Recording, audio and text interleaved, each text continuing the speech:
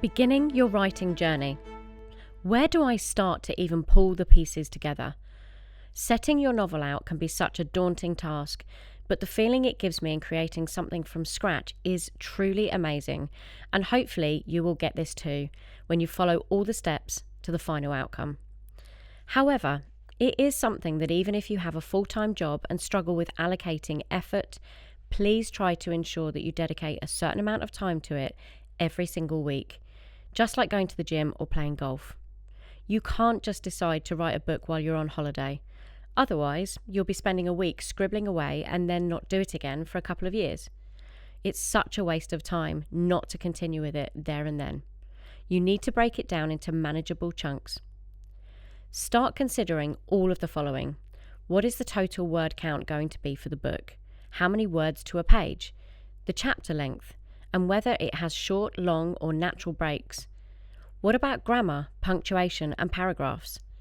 A lot of the time, I tend to just write, letting all the content and ideas in my head flow out. Sometimes I start with a pen and paper, or sometimes I use Microsoft Word or Google Docs on my laptop. I don't worry about any formatting initially. Then frequently, I will go back and start to fine-tune the content in more detail. Initially, I highlight each one of the chapter titles with a blue highlight colour so that it flags to me as a chapter that hasn't been checked or edited. Then I go back, reread, rewrite and change parts. Then I remove the highlight so that I know I have finished that part. For now. I will explain later in the process of rereading your work, as I'm constantly changing as I go, and you don't want this part of the process to completely consume you. So, you've done all your planning. The next part is the creation of your ideas. On a piece of paper, I tend to sketch out the basic story idea, a couple of paragraphs perhaps, ideas for names, the characters, and the description of them. How does the book start? What's the main bulk of the content? And whether you have already decided how it ends. This will help you in so many ways, but ultimately, it gives you the foundation and the blueprint of your book. It will help you to stay on track, and then you can build it and develop it all from there. You wouldn't build a house without architectural drawings, so writing a book shouldn't be any different. They are your instructions to follow every single step of the way, from the footings to the foundation, each of the levels, the roof, and then finally all the aesthetics, just like your novel. All writers are different. I'm not saying this is how you must start your book, but it has helped me and the majority of writers I speak to in book forums or clubs, and they do something very similar. Another useful tip is to write small ideas, snippets, and characters on sticky notes and get a whiteboard. This gives you the option to put the content into order like pieces of a puzzle, and then if you change your mind, you can easily swap them around. It also depends on how much room you have in your house, office space, or a quiet room where you can work, near to a board for referencing back to. This is particularly helpful if you're writing down your character names or numbers and you want to move them around. Another option here is to use software to build your ideas. Some common software packages include Pro Writing Aid, Atticus, and many others, but I will go into those in a bit more detail a little later on. I also feature the pros and cons for each of them.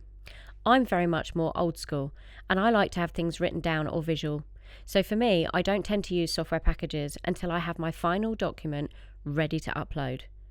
Also, when it comes to sending your manuscript to either the proofreader or literary agents, they do prefer it in Microsoft Word format and in a certain way.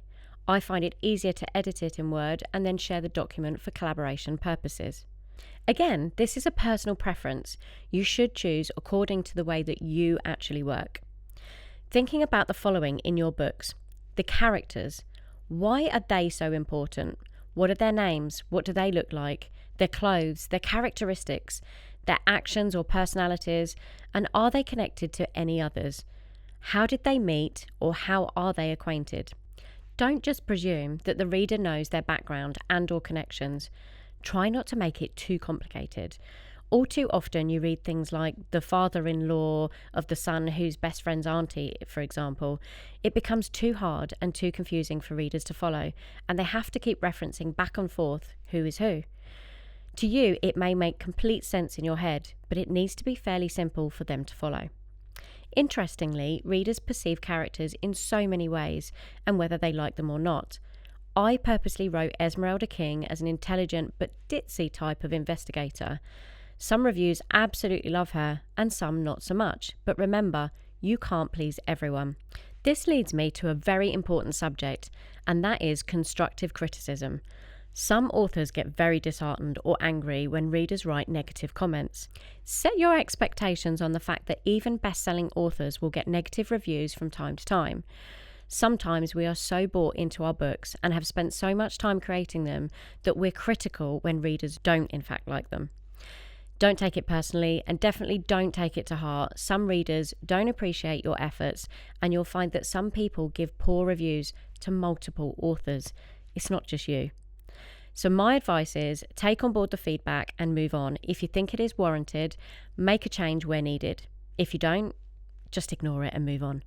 Create the next book better, bolder, and bigger than you did before. I'm learning each and every time I write, and I feel that my first book is poles apart from the last one. I've become a better writer with the practice and experience that I've learned along the way. The next point to consider is the point of view for your book. As an example, these are as follows. So the first point of view is where the author is a character within the story.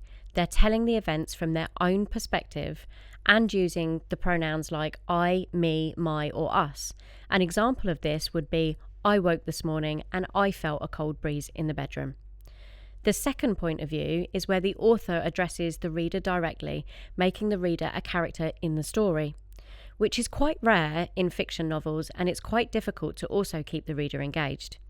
And finally, the third person point of view is where the author is an outside observer, not a character in the story, and referring to the characters by name or third person pronouns. This point of view is the most flexible. Lee Child tends to use this a lot in his Jack Reacher books.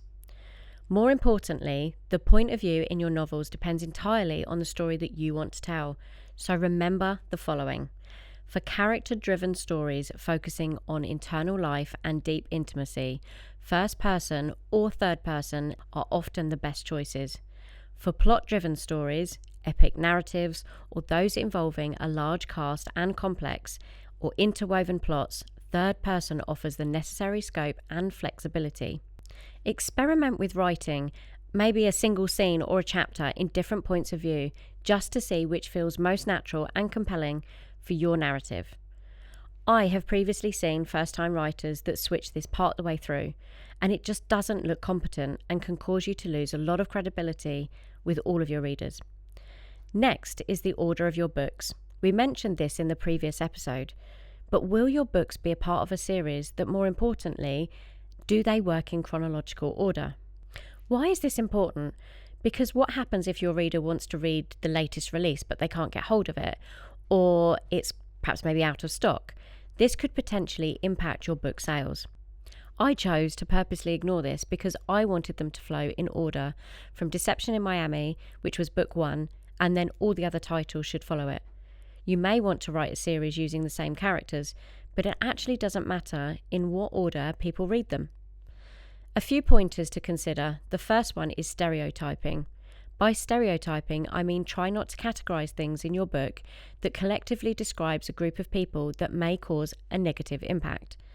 One example is a geek or a cowboy. You are using a term to reference someone that a reader may take offense to. You mean it in the best term, but you have to be careful what readers perceive from your writing. Next is consistency. And by consistency, I mean referencing certain dates, times of the year, or even times of the day.